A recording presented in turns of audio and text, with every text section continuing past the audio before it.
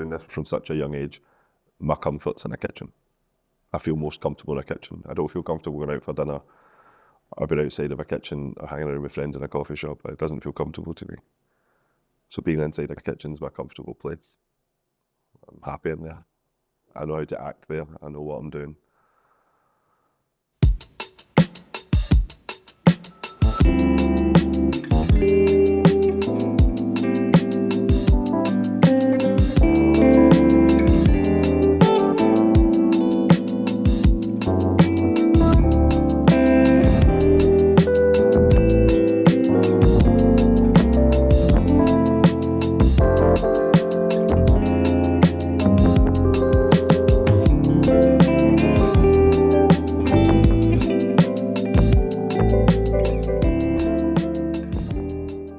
I started in the industry because my father was a chef and I followed in his footsteps.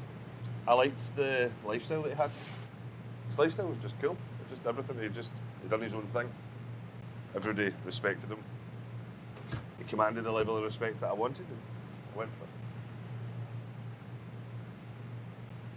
it. I went to France when I was 14 and it was my dad's way of teaching me discipline. And I was working for a head chef of his. I learned that I had a passion for food when that wasn't something necessarily that I was going to be doing. But yeah, it was a 6-day working week in a kitchen with 65 other chefs that I didn't know, and I didn't know the language properly. I didn't see a career in professional cookery until I'd left France. You know, obviously having the opportunity to go there, but taking it for granted whilst there. It was something I didn't want to do, so I wasn't necessarily happy about going. I wasn't necessarily happy about doing that job. But learning how it all worked, see what my dad done for a living, that was the first huge eye-opener to see what my dad actually done for a living rather than going to his place and seeing him in the mornings or after school and seeing the camaraderie and the work ethic of what they were all doing every day, day in, day out for 15, 16, 17 hours a day. That was a big eye-opener for me. And I fell in love with it.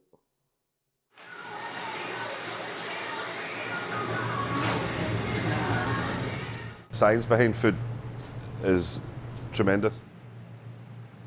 The art, the artistry, when cooking food is just really good fun. I don't know if I see myself as an artist or a scientist, but it's certainly somewhere in between. First approach, creating a menu.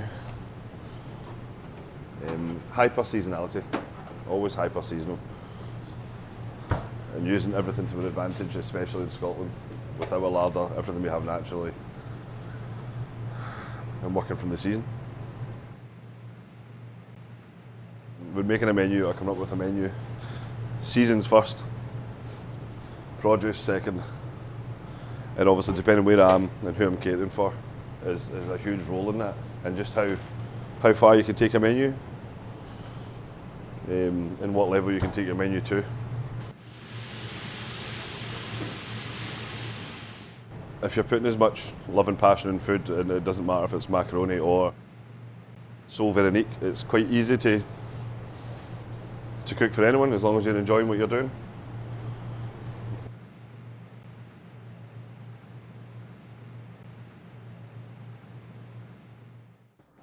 I approach the presentation of a dish.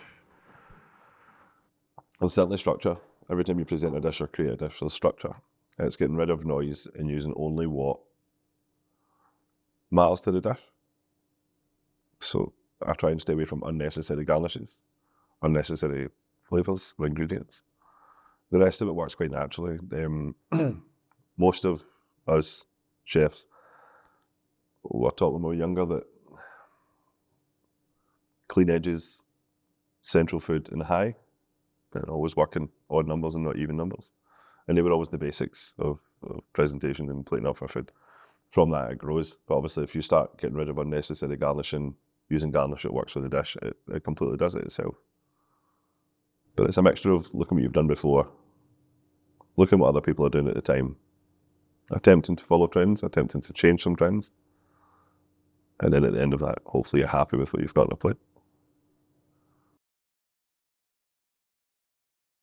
I have a bank of dishes in my head that I create constantly. I work out what season they fit into. I'll happily individually write dishes, probably 40 or 50 dishes, and I'll whittle it down to 12. It's just a long process of getting what right and keeping it in season. A lot of menus will tell a story from start to finish, and especially to do with that season, absolutely. But I'm not scared of putting something in there that will mix it up a wee bit.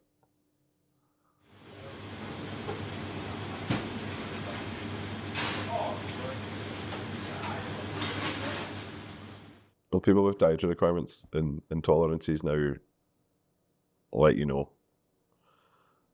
And there's obviously a level of expectation there that you have to cater for everyone, or at least attempt to cater for everyone. So that doesn't overly fuss me at all.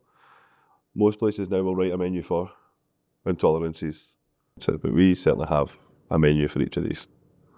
So it makes life a lot easier. There's a wee bit of fun involved as well, because it's almost like a challenge to write a similar menu based on the same dishes that you have, but remove 3 ingredients. That's a great challenge. It was my dad that taught me it was a challenge. Like if that's not on your menu and they've asked for it, then do it, show off. Well, I can do that. I can do better than the next guy. So it was good fun. This isn't as easy as going into a well-manufactured kitchen brigade and people who are all trying to achieve the same goal. The challenges here are night and day from what I'm used to. Whether it's staffing, style of food, and a different task, a different set of achievements.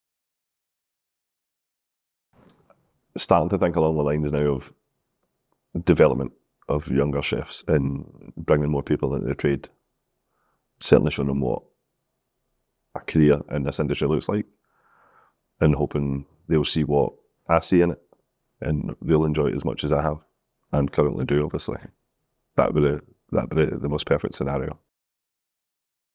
It's like football teams who have their youth clubs and then they bring them up from nothing into their team. They've not paid 14 million to transfer them there. They've got them, but they've made them what they need for the team.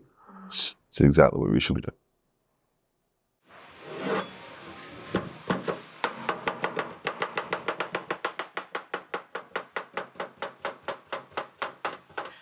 Point in our job is to make people happy using food.